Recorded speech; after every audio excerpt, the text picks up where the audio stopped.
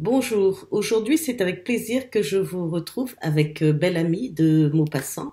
Maupassant, bon, on ne le présente plus, hein, ce novelliste du 19e siècle. On le connaît par ses nouvelles réalistes, fantastiques, mais il a écrit aussi des romans succulents, dont Belle Amie. Alors Belle Amie retrace l'histoire de Georges Duroy, ce jeune homme qui quitte l'armée. Il est à Paris, il sort d'un restaurant, il n'a plus un centime en poche, enfin il lui reste très peu pour vivre parce qu'il travaille au chemin de fer et sa paye ne lui permet pas en fait de vivre convenablement. Il habite une petite mansarde, chambre de bonne, il en a marre d'être pauvre et il veut devenir riche. On va découvrir l'ascension sociale de ce jeune homme au 19e siècle.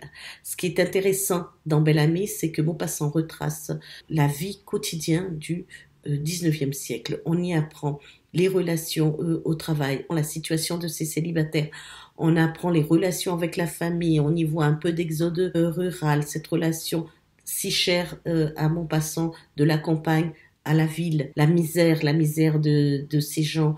On découvre la situation des femmes, leurs conditions de vie, cette vie bourgeoise. Donc ce roman nous entraîne dans toutes les méandres du 19e siècle. Alors, si le thème de l'argent est omniprésent comme un fil conducteur tout au long de ce roman, parce que la dureté de la vie de l'époque exige qu'on ait de quoi subvenir à ses besoins.